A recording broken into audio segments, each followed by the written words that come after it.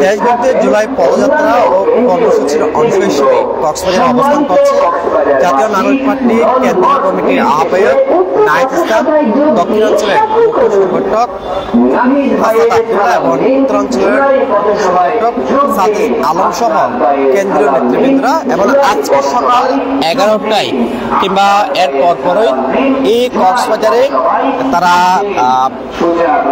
জুলাই পদযাত্রা ও পথসভার যে আয়োজন করেছে সেটি শুরু হবে। আমরা ইতিমধ্যে দেখতে পাচ্ছি কক্সবাজার শহীদ দুলত ময়দানে একদম ব্যানার আর পেস্টুরে সাজ রব এরকম একটা বিষয় আমরা লক্ষ্য করছি। পাশাপাশি যে তথ্যটুকু জানানোর জন্য আমরা লাইভে যুক্ত হয়েছি, এটা হচ্ছে এই যে জুলাইয়ের গণ অভ্যুত্থানের 1 বছর যে পূর্তি, সেটির অংশ হিসেবে আমরা দেখেছি জাতীয় নাগরিক পার্টির কেন্দ্রীয় নেতারা প্রত্যেক জেলায় জেলায় গিয়ে তারা পদযাত্রা এবং যে পথসভা সেটি করছে।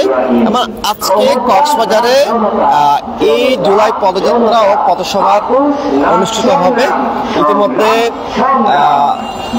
জাতীয় নাগরিক পার্টির যে কেন্দ্রীয় নেতারা কক্সবাজারে অবস্থান করছে। আমরা যদি বলি যেখানে রয়েছে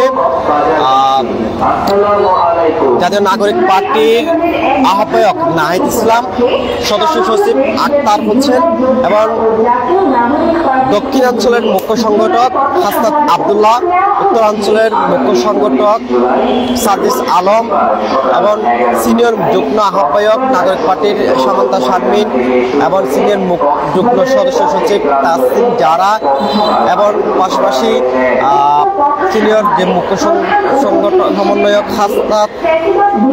হান্নান মাসুদ সহ আরো অনেক নেতাকর্মী তারা ইতিমধ্যে কক্সবাজারে অবস্থান করছে। এবং পাশাপাশি এনসিপির পক্ষ থেকে আমরা যে বার্তাটা পেয়েছি, তারা বলছে সুন্দর একটি দেশ গড়ার পথে মূলত তাদের এই জুলাই পদযাত্রা ও পথসভা।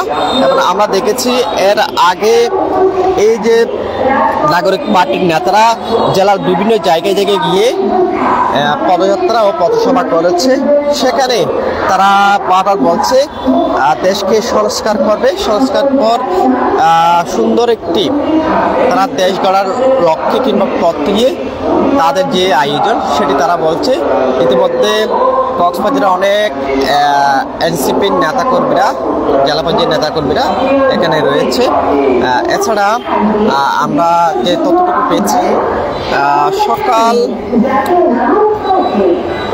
11টা কিংবা 11:30টার দিকে তারা কক্সবাজার শহীদ দুলত ময়দানে তারা এই যে পদযাত্রা এবং পথসভার যে প্রোগ্রাম আয়োজন সেটি করবে। এবং পাশাপাশি কক্সবাজারের যে বাস টার্মিনাল আছে সে বাস টার্মিনাল থেকে তারা পদযাত্রা শুরু করে এই যে শহীদ দুলত ময়দানে এসে তারা থামবে এবং এখানে তারা এখানকার মানুষদের উদ্দেশ্যে তারা বক্তব্য প্রদান করবেন। এবং আমরা দেখেছি এই যে কেন্দ্রীয় নেতাদের যে আগমন এবং তাদের যে পদযাত্রা ও পথসভা সফল করার লক্ষ্যে কক্সবাজারে যারা এনসিপির নেতাকর্মী আছে তারা কয়েকদিন আগে থেকে তাদের যে প্রস্তুতি সেটি তারা সেরে নিয়েছে। এবং পাশাপাশি যে তথ্যটুকু আমরা জানি, আমরা কথা বলছিলাম এই যে কেন্দ্রীয় এনসিপির নেতা সুজাউদ্দিনের সাথে, তিনিও যেমনটা বলে তারা বলছে ইতিমধ্যে তাদের যে প্রস্তুতি একদম স্বয়ং সম্পূর্ণ তারা করে ফেলেছে। এবং জাস্ট যারা কেন্দ্রীয় এনসিপির নেতাকর্মী আসছে তাদের নিয়ে যে প্রোগ্রাম সেটি সফলতা কামনা তিনি করছেন, এটা আমরা দেখছি। একদম আপনাদের এখানকার যে অবস্থা আপনারা নিশ্চয়ই দেখছেন, একদম ব্যানার আর পেছনে ছেয়ে গেছে। এখানে বিভিন্ন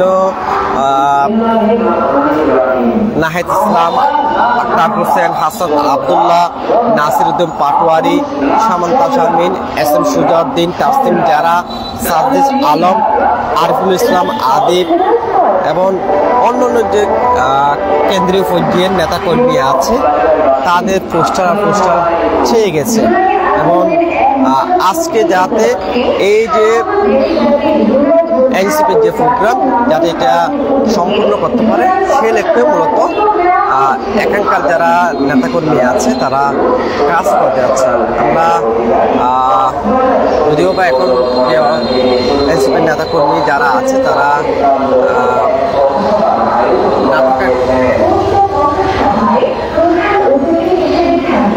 আমরা এখানে আরো অনেক নেতা কর্মীকে আসলে দেখতে পাচ্ছি এবং যে মানুষের কথা বলো, আপনি কি জন্য আসছেন একটু বলেন।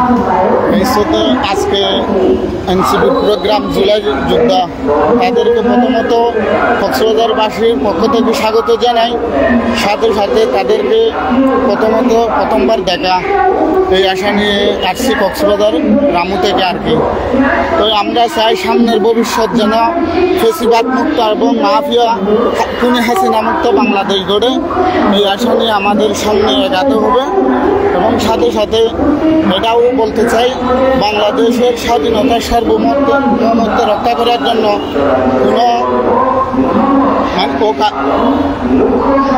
কোনো বিপদে আপদে পা দেওয়া যাবে না। যেমন খুনি হাসিনা হাত বাঁধিয়েছিল অনেকে। আমাদেরকে সবাইকে সতর্ক থাকতে হবে এবং সজাগ থাকতে হবে। আমাদেরকে সব সময় সবাইকে ঐক্যবদ্ধ হয়ে বাংলাদেশ গড়তে হবে।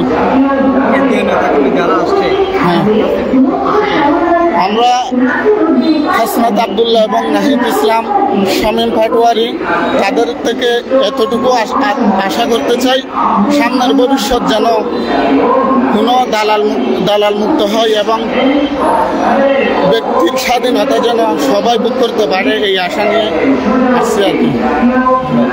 আমরা কথা বলছিলাম এখানকার যারা এই যে কেন্দ্রীয়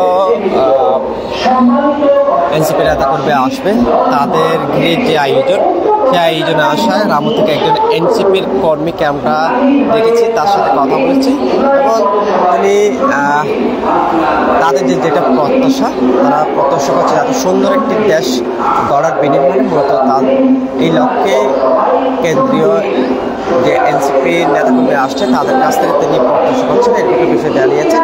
পাশাপাশি এখানকার যে সার্বিক পরিস্থিতি আমি এরকম জানাচ্ছি আপনাদের।